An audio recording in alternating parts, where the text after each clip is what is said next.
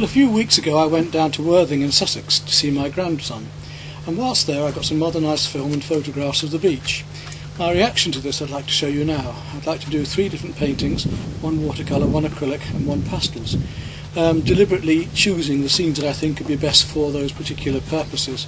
I'll show you the photographs here now. Here's the acrylic one I want to use, and then the one I want to do in watercolour, and then the one I want to do in pastel. Possibly you can see why. What I was particularly struck with here was the beautiful greens and blues that we have against those subtle warm colours, and the textures as well. So let's really try and get some vibration with the colours and enjoy using these mediums that are best suited for the purpose, for the subject matter. Well, I'm going to be using my usual filberts for this until I get down to the fine work when I might need more texture. And a palette I've made up of a Stay Wet palette ready with my paints. That's the filbert I'll start with. Here's the palette of acrylic colours that I use in this painting.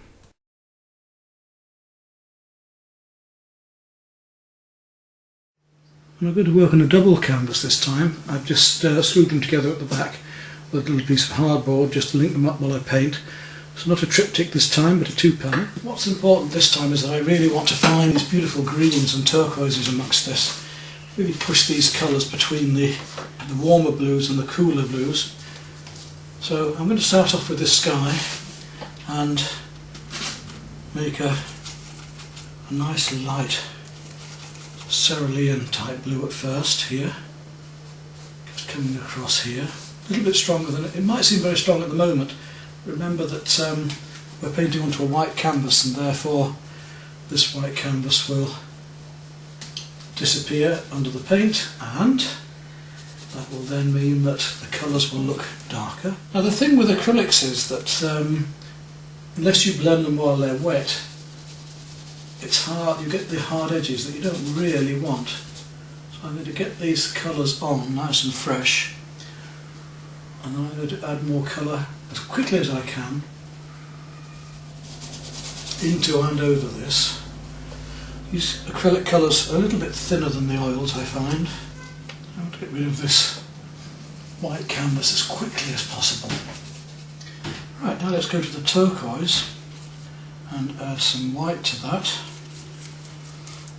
And we'll really try to get a beautiful light green and beautiful turquoise colour coming into this, which actually looks, when it's next to that blue, a bit like a cerulean, but it isn't.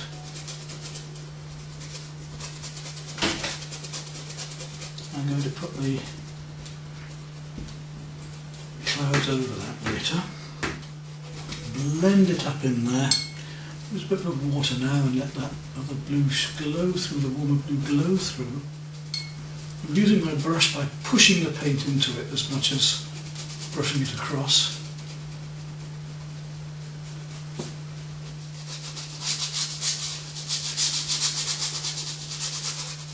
What I'm doing now is adding water to give a sort of glaze over this, get these atmospheres, these effects of light that I want into the sky. And just blending and scumbling it in. Right, now I've got to start putting a pinky grey. So I'm going to add a little bit of magenta to it to get this lovely warm grey down here that meets the sea. So taking some magenta and adding it to that same turquoise and white down here, scumbling across here, getting the effect of this semi-transparent pink, delicately bringing up these little fluffy clouds. You see the lovely effect now, this luminous effect we're getting, by carefully blending and using water and the colours transparently. We can gradually bring up the effects we want for these clouds. Right, now I need to start to add the lighter areas of the clouds. So again, as we've done in the past, I'm going to use white and a bit of yellow ochre, which I don't want to go to very bright colours straight away.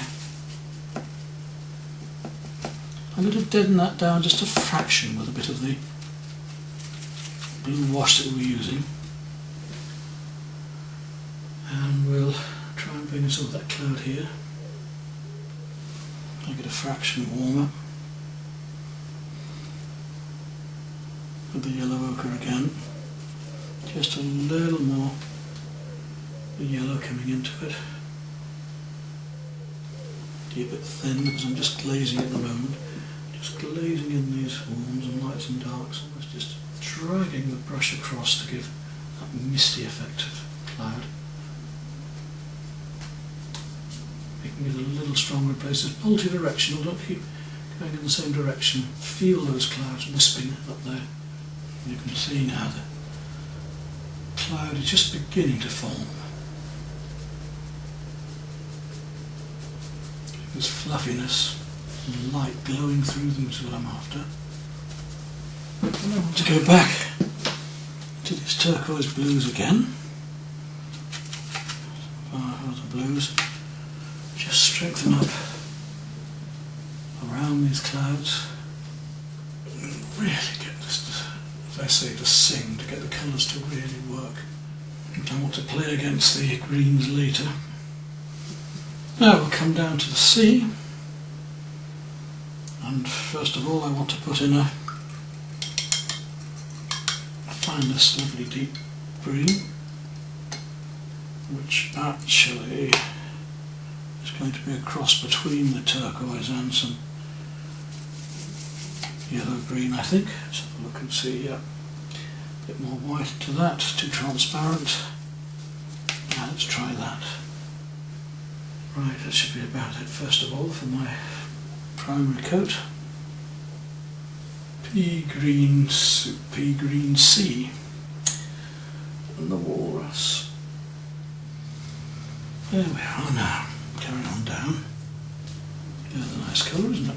So yellow ochre, little touch of the blue, some of the magenta again, and a little touch of white. We should be getting colour not far off that we need.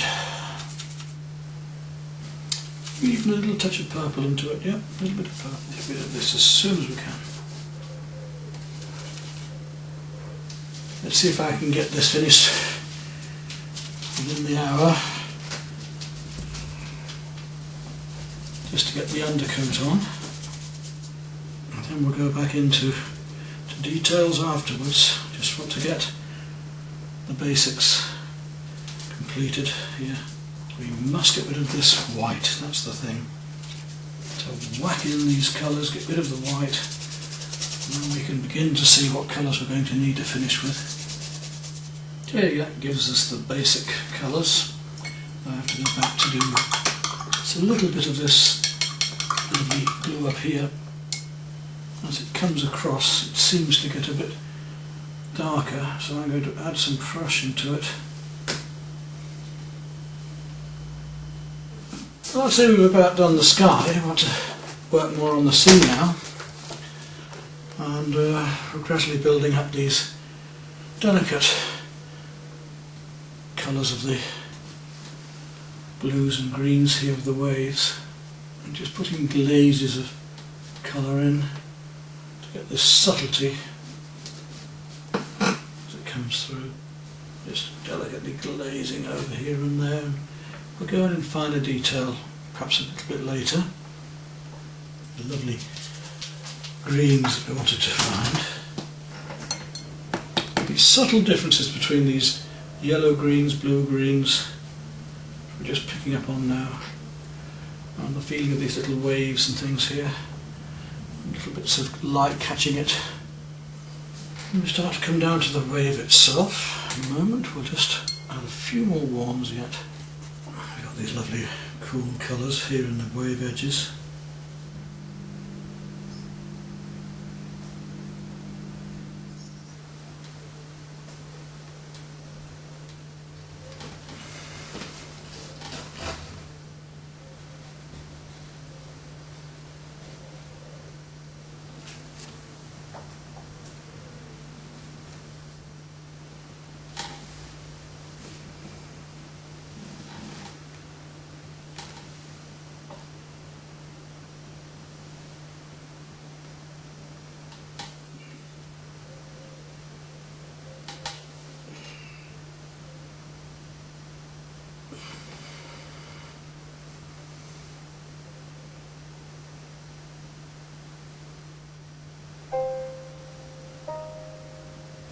Now that we've got the basic underpainting done and the background, we can start painting in the details.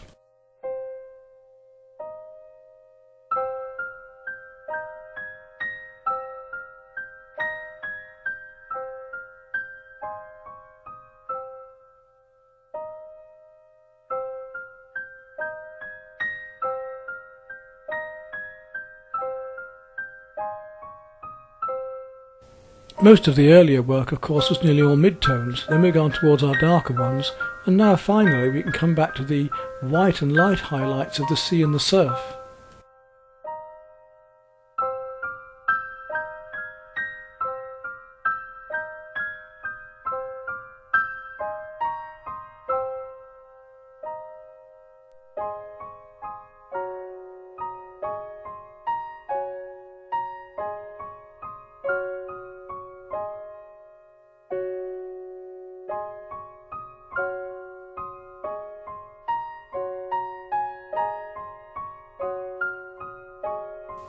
As an impressionist, I hardly ever use pure black or pure white, because in my belief there's always reflected light, so where there is white there's going to be light reflecting on it.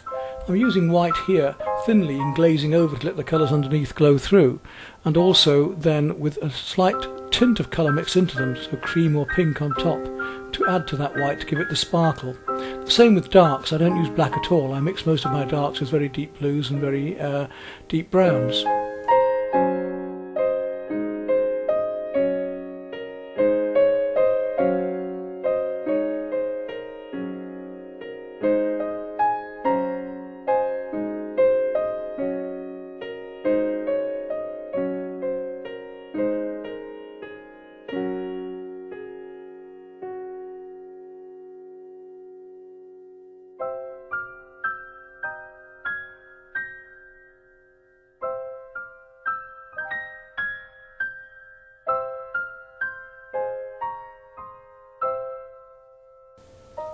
And again here you can see how I've built those waves up, from mid-tones through to the darker tones, looking carefully at the warm and cool shadows and reflected light, and then finally putting on the lighter tones, working up to my lightest whites and highlights at the very end.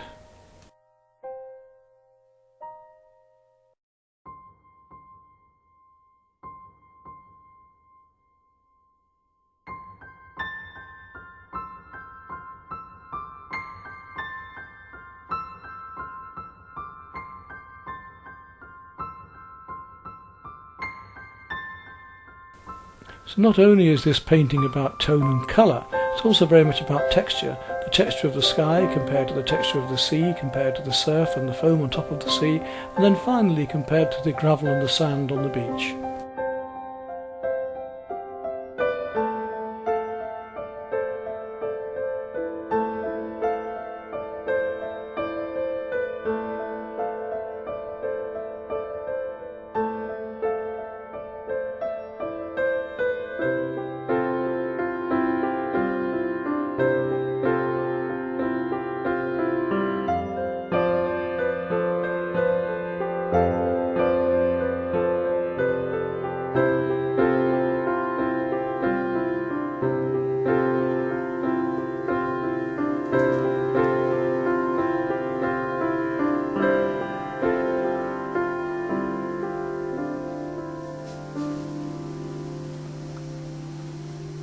Because I've got to this stage now and I want to start doing the texture of the beach, and I'm going to do that with two things. One will be this brush, which is a textural brush, and also a piece of sponge. I'm going to start, in fact, with the slightly smaller textures, the finer textures, so I'll start by using the special effects brush. First thing is to put water on it. And I want to do the finer dots and marks. I'm going to be doing both lights and darks. Let's start with some of the darks. I'll take a little bit of Prussian blue, a wee bit of burnt sienna into that, and just dry the brush out of it, break it up a bit at the end, brush it on my palette, and with a bit of luck we shall get little tiny dots and dashes like that to do these very fine textures of the... What we don't want is the textures to be the same, so we don't want to make a pattern. So as I'm using this brush, I'm going to twist it slightly until eventually we get to the distance we'll hardly have any texture at all. It's going to take quite a bit of work because I've got lots and lots of layers of these bits of texture to do. Gradually changing the colour as I go along, so I'm changing to a bit more ultramarine blue into it now. You can see now how the stippling effect is rather fun on here by using these different warms and cools as well, lights and darks. We're gradually getting this feeling of the texture of the smoother water against the slightly textured. This is just using the brush. I guess I'm going to move on to the sponge, I hope shortly, and do a little bit of sponge work as well. Well, most of this stuff is fine, quite fine. Now I'm using a little bit of cadmium red into my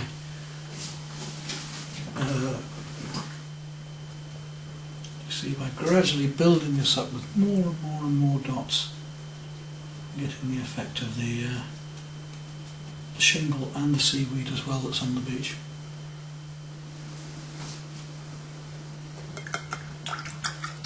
Changing. Now I've got to go to some lighter oranges.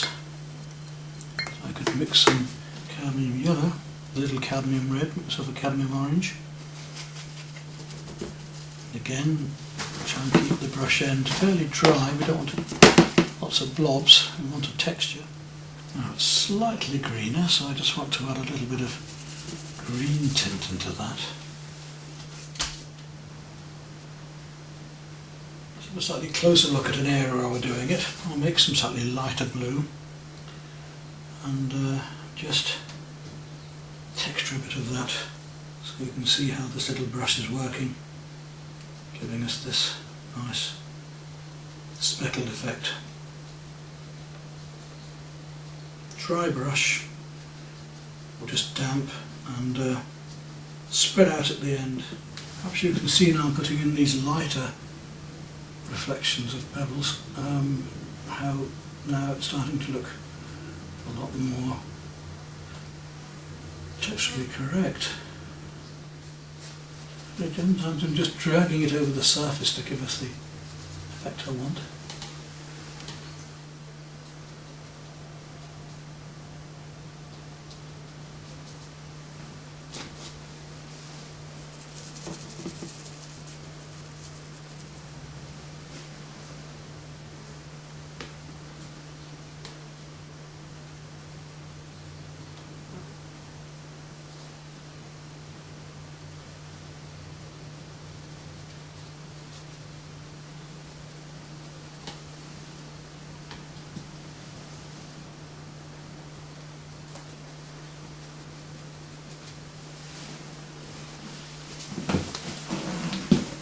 See what happens when you use a little bit of sponge. I'm going to just dip it into some pink I've made and just try and get a little more texture going.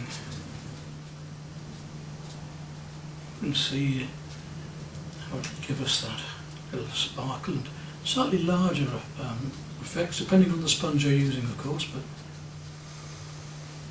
and I feel I've almost got enough texture. I just need to go onto the surface more with a small round brush. Just pick up very light highlights, a little bit more light colour in there yet. Go slightly lighter with that orange. Highlights of sunlight coming up the beach. Now, talking of the darker colours, take my round brush, and we've got these bits of seaweed and stuff, which are quite dark, so I'm going to use a mixture of burnt umber and my Prussian blue to get that. If you come right from back here, smaller of course in the distance, so we're just flying down the beach a bit. And now by using the blues, the warms against the cools are putting in a bit more ultramarine into this now to play against those warms a bit. You can see how we can just pick out some of the pebbles that are shining. And I'd say we're almost there, you know, we don't have to do too much of it. Just finding the light in the right places. Now, I just want to finish off. I've got my signature in. There's a lot of little waders flying up here that are rather nice, somebody might think.